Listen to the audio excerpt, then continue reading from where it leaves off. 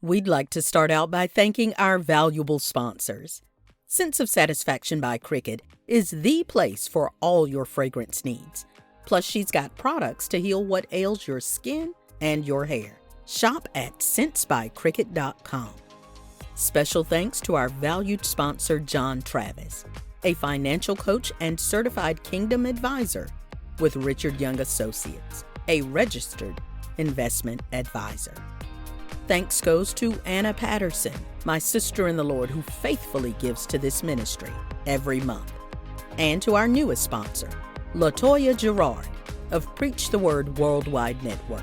She is a valued sponsor and a major encourager regarding this ministry. We need and would love to have you as a sponsor. Absolutely no gift is too small. Please note the info regarding giving throughout and at the end of the show, and help us spread these testimonies around the world. Please note that the views and opinions expressed on this show are not necessarily the viewpoints of our sponsors.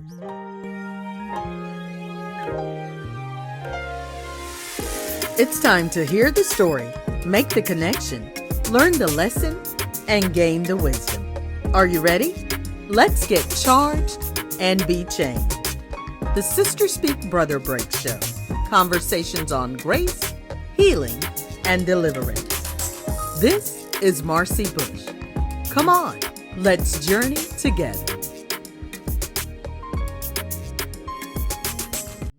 But being the woman that I am now, being the oldest of the family, the four, I got that working environment, that working stability, that work ethic, and the school ethics as far as making sure I got good grades, making sure I paid attention, making sure I set examples for my sisters. Because you knew you were setting the pace for the ones coming behind you. Exactly. Okay. But I guess when it comes down to brothers, like I said, we had none. So the only guys we would see, male figure, would be my dad or my male cousins. Okay. So when it comes down to what type of boyfriend I had or what type of boyfriend my sisters would get, we were just getting the ones that we was used to seeing. Okay. The type of man that we saw our dad was. Okay. But we didn't know anything else because we didn't have any other brothers. We didn't have no brothers to show us what type of guy we're supposed to be with or protect us from this guy, that guy. No, don't mess with that one. Right. No, he okay, but no, we didn't have that. So that was kind of me lead the pack. Okay. For the other three girls. Okay. Yeah. Okay. And so you say when you got into, you said you went to Tech. Aiken Tech. And what'd you major in there? Oh, business was my major. Okay. So I had associates in business. Okay. Yeah. And so did you go right into the workforce from there? My first job was with a community action program at the school. Okay. And I was a clerk typist. And then before I started college, Aiken Tech, I worked for a lawyer, George Anderson. Okay. And I was his secretary for like 6 months. And then from there, I went to the courthouse. Okay. And I used to work for the clerk of court at that time. Gotcha. Until August of 75. August of 75, I started Aiken Tech. Okay. Then I graduated in August of 77. Gotcha. And so once you graduated, were you still living at home? Yeah, I was still living at home when I graduated. Well, yeah, living at home. I got married to my first husband when I was 19, a year after I graduated. Okay. Yeah. Okay. In 76. Okay. And did you and your first husband have any children? My oldest daughter, Camilla. Okay. Yeah, we had one. Okay. And were there any things that you found out about yourself even during that time that first, again, even if you didn't see it then, looking back, did you get glimpses of who you were that you may not have known you were, whether it was good, bad, or indifferent, some things about you that, because I believe being in close proximity with other people it will show you who you are and who you're not. It'll Right. show us the things we need to work on Right. and the things we're good on. Looking back now, like I said, we had no examples on other than our dad as far as, what type of male, man, boy to be interested in. So what shaped me, or what I learned from that time was, when I got married in March of '76, that was the only real boyfriend I had that, showed interest in me as far as want to be together for a lifetime, put it like that. So we decided to get married. Okay.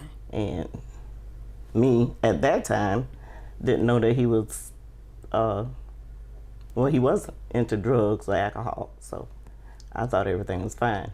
Then the next year or two, he started doing drugs and alcohol, and I couldn't. Okay. I dealt with it for as long as I could until my oldest daughter was 4. Okay. And we left. Okay. And I went back home to my mom. Okay. Okay. And so you saw that you needed something different. Yes. Yes. Once you went back home to your mom, did that do anything to your, I guess, to your esteem? How did you feel going back? Did you feel like, hey, this is a safe place, I know I can go back? Or did you go back feeling like, dang, I wish I could have just stayed out there on my own? Well, to be honest, when I went back, I really didn't want to go back. I felt like I was a failure. Like, I didn't make my marriage work because, my mom and I had been married for years. But it wasn't a safe environment for me or my daughters. So we had to, I had to get her and we had to go back home. So it did something to me for my self-esteem because I didn't feel like I was good enough. But I knew I couldn't stand the abuse and the drinking and the drugs. And I didn't want that for my daughter. So, and I just sucked it up and went back home. Right. But isn't it crazy how, and I guess I asked that because sometimes we do look at ourselves as failures when in all actuality, sometimes that could be your greatest success is knowing that I deserve better, is realizing that I don't have to put up with this. Right. I wish it would have been another way, but since it's not, I have to make a difficult decision. Right. But the enemy will lie to us. Yeah.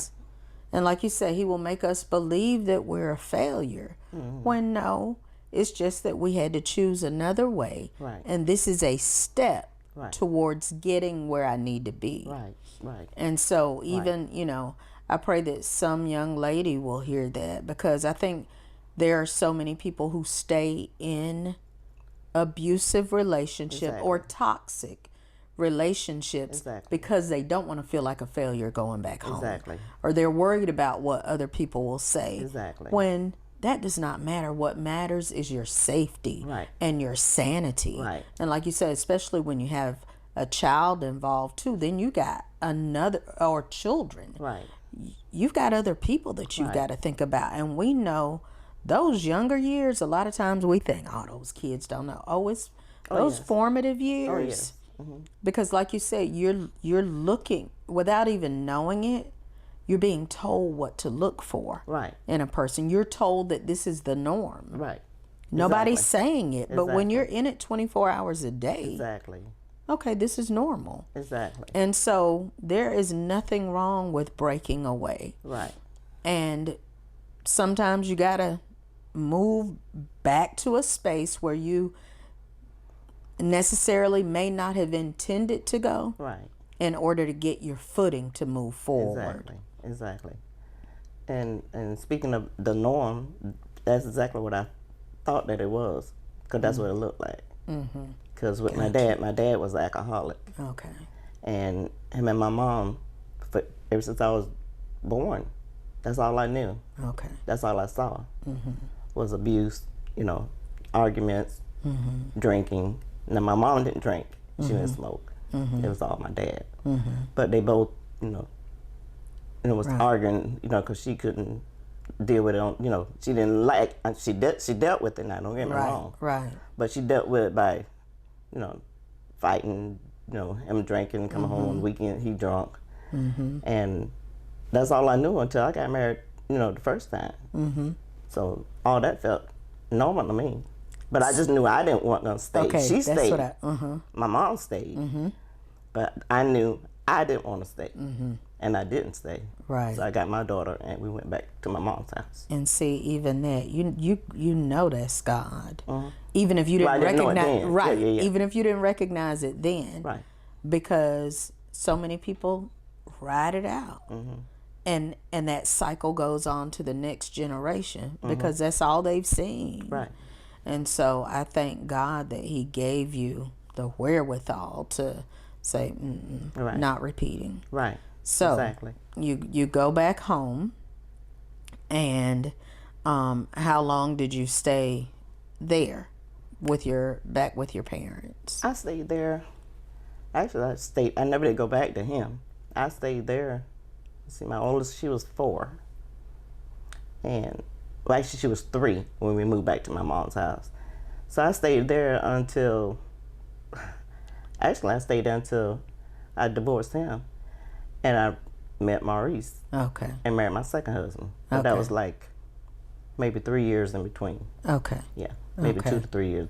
Well, maybe I'll take that back. It'd be like a year in between because she was 3. And I met Maurice when my oldest daughter was going to turn 5. Okay. So it was like a year and some months. Okay. Yeah, before I met Maurice in between that time. And so, were there any dreams that you had for yourself back then during that time? Because I know sometimes it gets, our hopes and dreams from our younger years sometimes get covered up in the layers of life. Yeah. But can you remember any of the things that the younger Trisha Ann wanted? Yes, I knew I wanted to be in some type of professional job because of what I went to school for. I worked at a couple of the mills, as they call them, for temporary, until I got the kind of job that I really wanted. But I kept striving because I know I want to be better, and I want to have more, and I want to have more than what my mom had, because she did the best she could at the time she could with what she had. But I just knew I wanted a bit more, and I know I wanted better for my daughter. Yes. Yeah. So I just kept pushing and kept going until I finally started working at Savannah Riverside.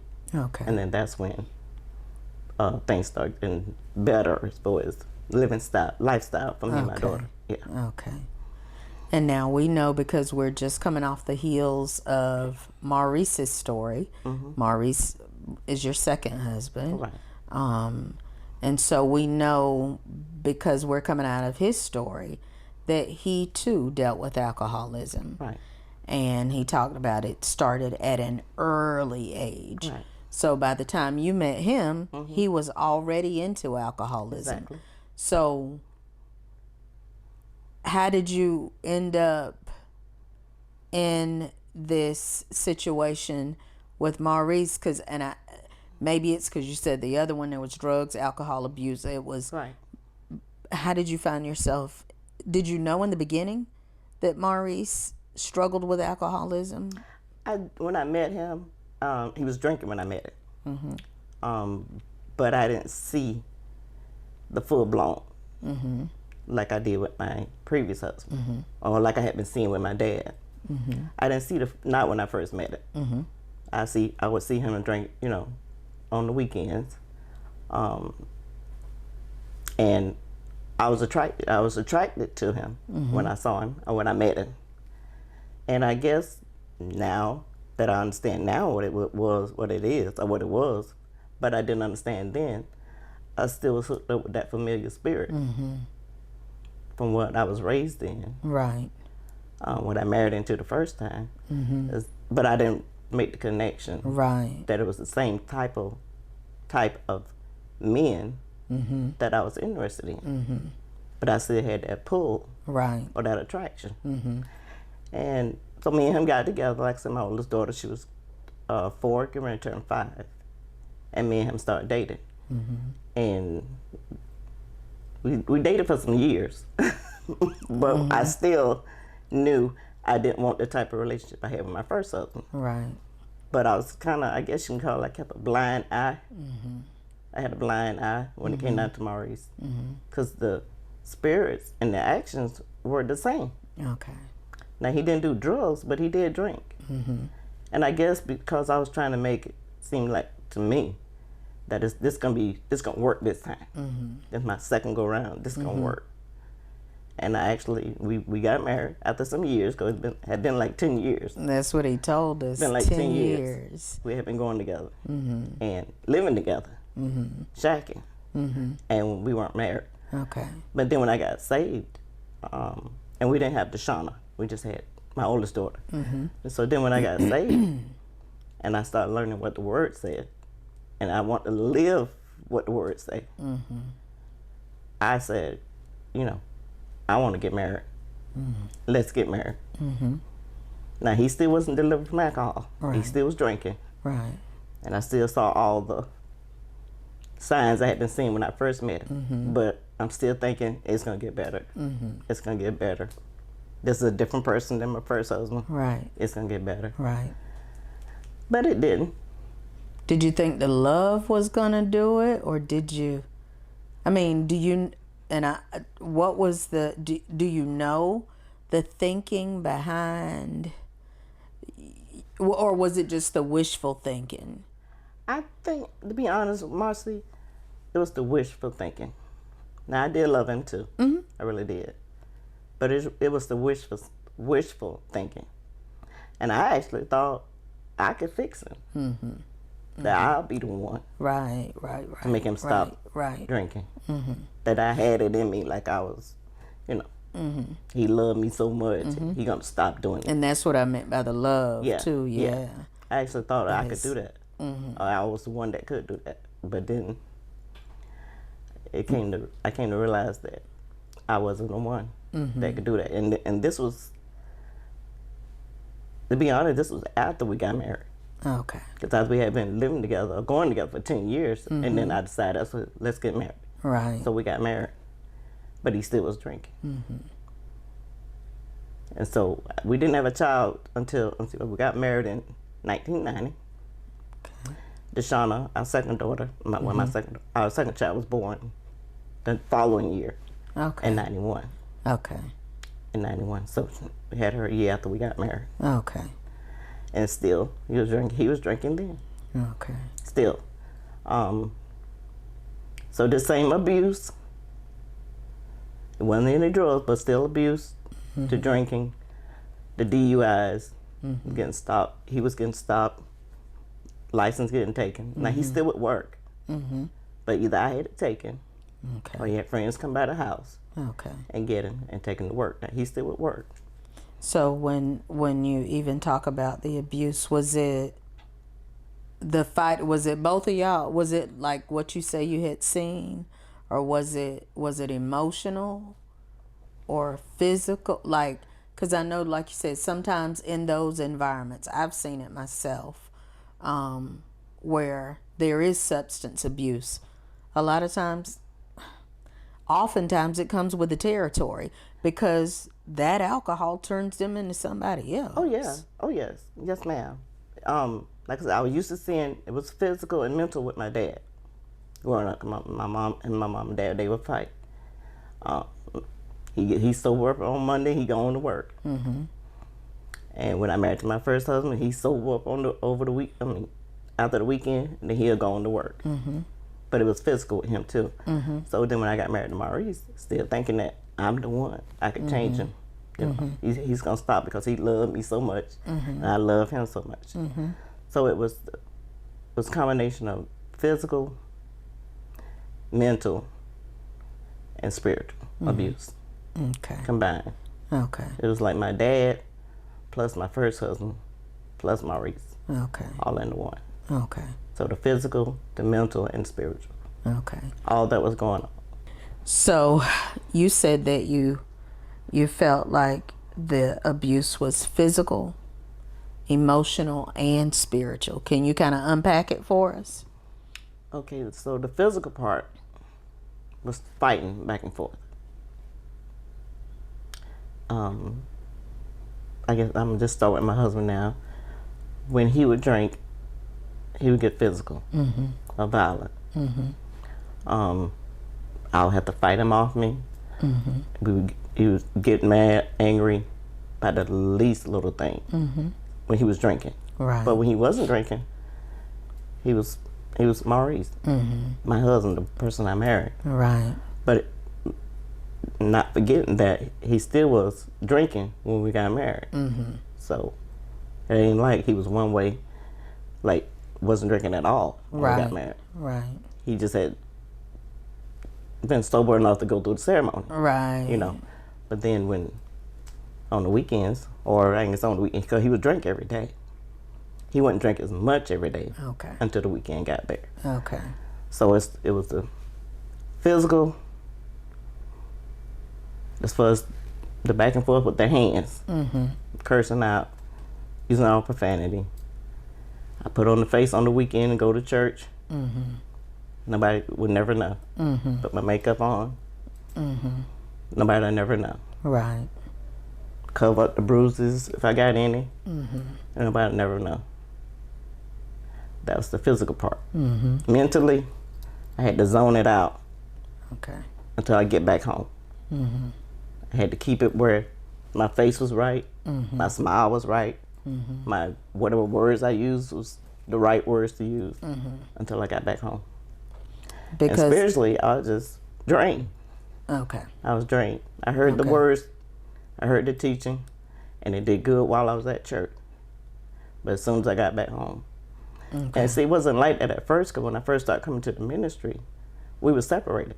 Okay. We were separated. When I first started coming to New Beginning. Gotcha. Was the Shining Stars at that time. And we were separated. Me and Maurice was separated. So I was getting all the word. Gotcha. I mean, keeping it in, and it was working. Right. Manifesting. Right. In me. So I was growing spiritually. When I realized that I didn't have to go through what I went through with my first husband, meaning when I knew I had enough, I had enough. We had Deshauna at this time. She was 4. She had went to school and told the teachers at school what happened. And the teachers at school called me. And I had to come to the school to meet with them. And this was when the icing was on the cake. I had to go to the school and meet with them in the office, and they told me what Deshauna had told them. So they asked me, was it true? And I said, yes. They said, Miss Brightharp, this child is only 4 years old. If you don't make her living arrangements, her lifestyle at home better, we're going to have to take her from you. And she was 4. And she could speak just as plain as I'm speaking now. And she told him what was happening at the house. And they spoke with me. We stayed in the office probably about an hour. And they said, you need to make some decisions.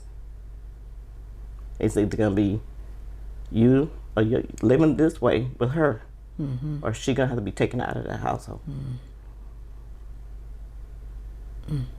So that's what made me at that time say enough is enough, because I can't lose my child. I'm not going to lose my child. So that next weekend when he started doing the same thing, he had to go. My mind went back to that meeting. Because I wasn't going to lose my child behind somebody who, at that time had that problem going on. That means I was accepting. And I was living with, but I was putting my child in danger. And even when you talk, so I want to go back just a step. So even when you talked about the physical abuse, and then you talked about the emotional and the spiritual, it's almost like it bled over into those other areas for you, because even though it may not have been it's hard for the physical and emotional abuse not to go hand in hand, period. Because words are being spoken and stuff is being said. Right. And like you said, it leaves you feeling some type of way. Right. But even if it had only been physical, like you said, when you're left with your thoughts, that does something. And then it goes over into the spiritual because you feel like you can't fully be free. Exactly. So it's not even that he attacked your spirituality, but it is that it bled over into that area. Yes. And it affected your spirituality too. Yes. And then with the Deshauna piece, as being a child, I've seen so many parents who stay in it for the child, they think. Right. Right. Because I don't want a broken home. Right. But like you say, you have to assess. Number one, they already tell you they're going to end up taking the child if you don't move. Right. But even if they hadn't said that, at what point, at some point, mothers have to decide, I don't want this to become my child's norm. Exactly. And so you had to make the decision. And really, as my mind go back now, as we talking about it, my plans were to leave anyway before she told the teachers what happened. Because after 4 years, she's 4, and I was with him a year before she was born. So that's 5 years into this particular marriage that I was going through the identical thing that I was going through with the first marriage. So I said to myself, I was going to leave anyway. But I guess the situation, what happened at school, speeded up what I was planning on doing. Yes. And although sometimes we think, man, if they just hadn't said anything, but often it is what's needed for change. I remember another guest that we'd spoken to, and she was in an abusive situation, and her daughter said something to a counselor, and their form, whatever state they're in, what our equivalent of DSS or Georgia's DFACS got involved. And that's what began to, it made it so she had to make decisions and had to make changes. And so in the moment, it probably feels like the worst thing. But it's actually the best thing to set you up for a different situation. Because at that time, the teachers at the school, they did call it DSS. Okay. DSS was in the office with us. Wow. With me and the principal, the teacher. We're both 2 teachers in DSS. Thanks so much for joining us today. If you've been blessed by today's show, feel free to let us know. And if you'd like to sow into this ministry, become a sponsor, or contact us, you can reach us at 803-221-0169. Or you can email us at thessbbshow@gmail.com. Let's continue this journey together.